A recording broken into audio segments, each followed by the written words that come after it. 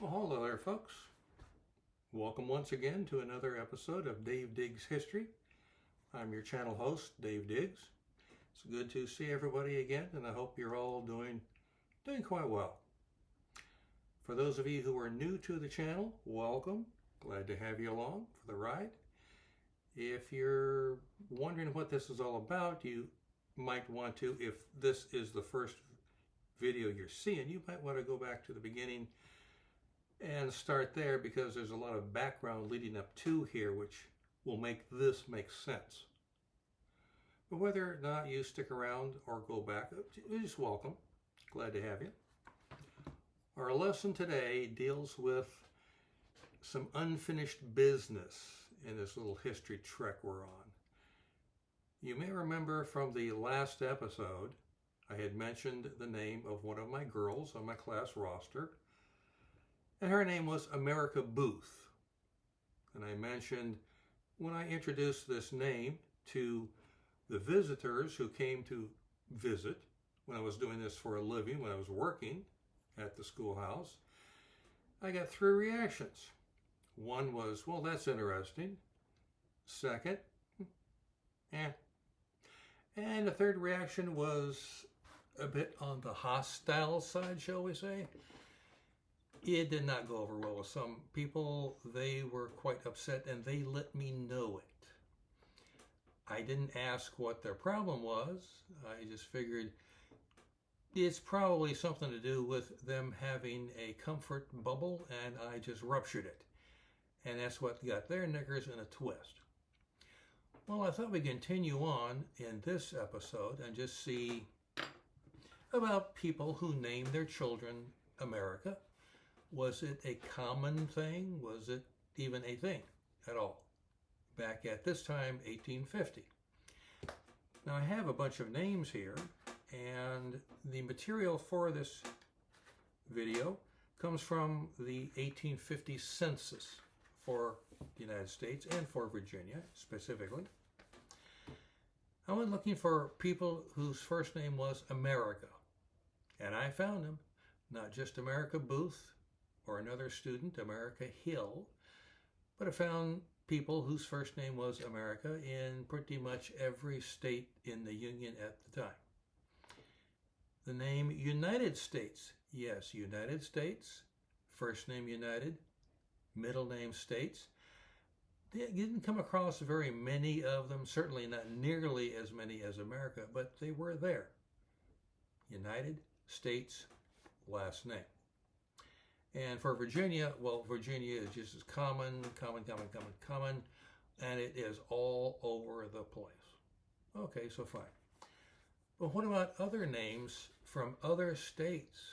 Are people calling their children Florida? Yes.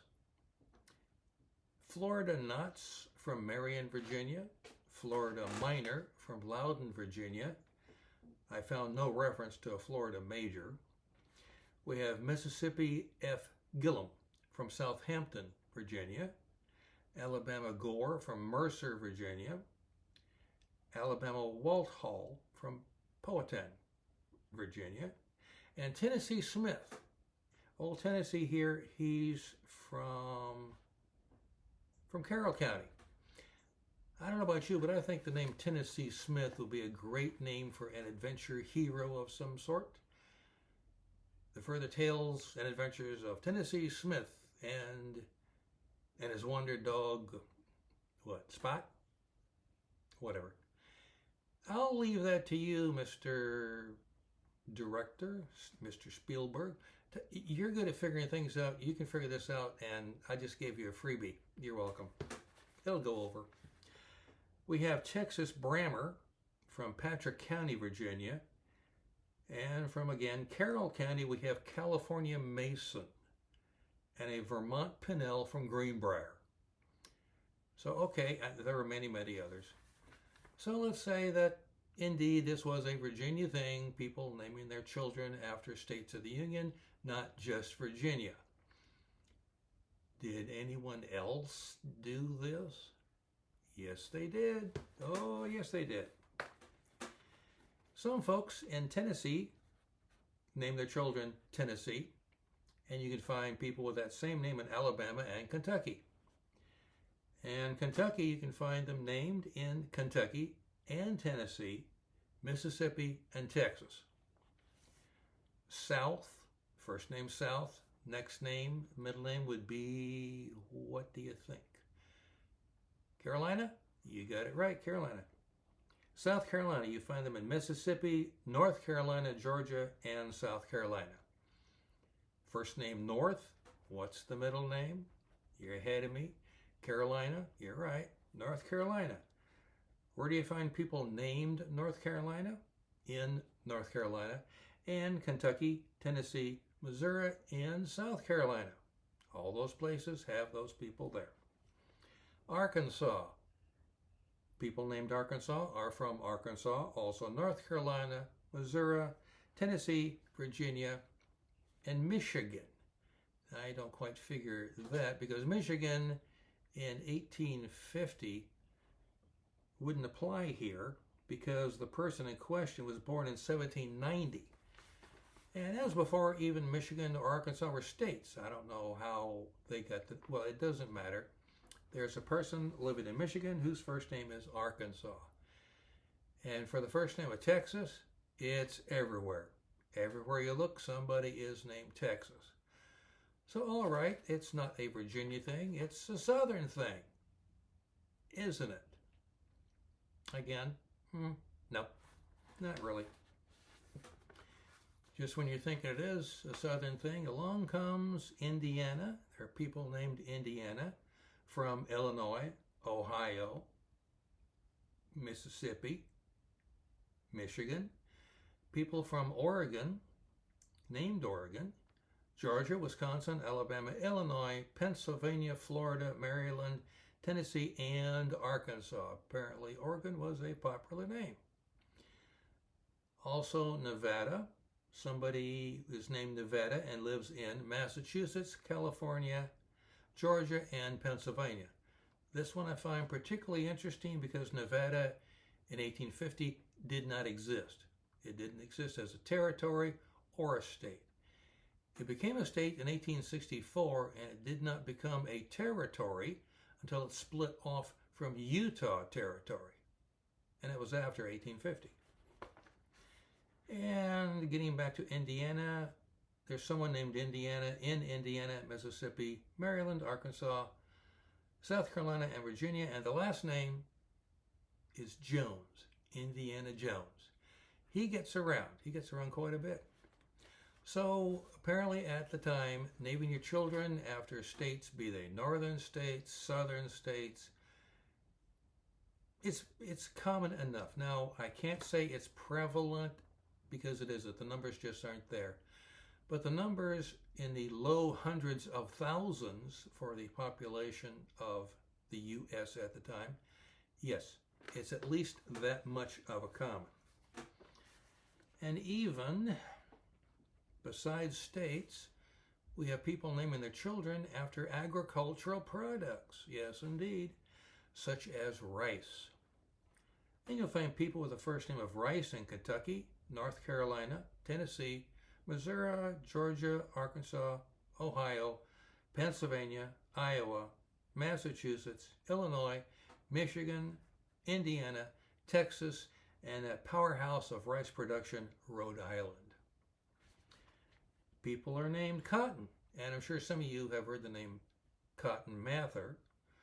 Well, there are other people named Cotton in Michigan, Ohio, New York, Maine, Massachusetts, New Hampshire, Connecticut, Vermont, and New Jersey. There are people whose first name is Wheat. Louisiana, Georgia, Alabama, Vermont, and Illinois. There's even people whose first name is Barley. And they are from Indiana, Ohio, Massachusetts, North Carolina, New York, Virginia, and Pennsylvania. And do you think anybody names their children Corn? Well, having heard all these other names, how could you say no? And yes, corn. North Carolina, Pennsylvania, Texas, New York, Iowa, Maine, and New Mexico Territory. Linen, the fabric linen, comes in Maine, New York, and Louisiana. So does wool. I only found one person, there could be more, but I only found one, from New York, and he was born in Ireland. He was an immigrant. And we have Lindsay everywhere across the board. Woolsey, I did find two people named Woolsey, and they were from New York and Massachusetts. Did not find anybody named Lindsay Woolsey, which I think would be just pretty swell. But there's one name that I came across a long time ago, years and years ago, and I thought, oh, that's a name. That's mighty odd. That's mighty strange. I don't know where it comes from, but I'm going to keep that in my pocket because I might need it someday, and today is that day. The name, first and middle, is Kansas, Nebraska. Last name is McMorris. Born in 1854, living in Kentucky.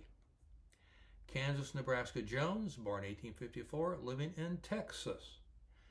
Kansas, Nebraska Funderburk, born 1855 in Alabama. Kansas, Nebraska Woodward, born 1855 in Michigan. Kansas, Nebraska Griffith, born 1855 in Iowa.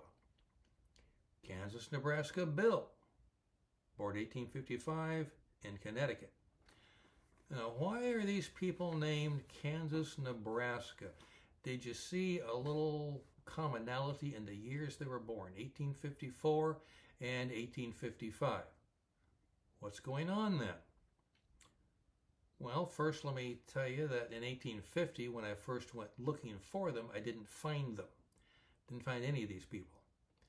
Because the political event they were named after didn't happen until 1854, which was after the 1850 census. But I did find them in the 1860 census. But back to the question, what was going on that caused people to name their children after a political act? Well, the act is the Kansas-Nebraska Act of 1854, and it started life as the Nebraska Bill of 1854. And the Nebraska Bill was introduced into the Senate by the state senator, the federal senator from Illinois, Stephen A. Douglas. The Nebraska Bill was an attempt to make smooth transitions from territories to states. At the time that we're talking about here, 1850, Kansas and Nebraska, neither one of them were states. They were both part of Nebraska territory, as was both Dakotas, small slice of Colorado, and all of Montana. At some point, all of this territory is going to become one or more states. How does this happen? That's the purpose of the bill. The bill met with, in its final form, some rather substantial hostility because of the way the bill was to be implemented. The people living in the territory were going to have to make the decision themselves by popular vote, known as popular sovereignty. Is this area, once it becomes a state, going to be slave or free? That set off a firestorm. What happened was lots of armed mobs representing both pro-slave and pro-free, or anti-slave and anti-free, your choice, essentially invaded the territory, predominantly Kansas, giving rise to the name Bleeding Kansas. The purpose of these armed mobs was to intimidate, terrorize by looting, arson, murder, beatings, you name it, to influence these people who are being beaten and robbed and murdered into making the right decision. Well, it didn't happen.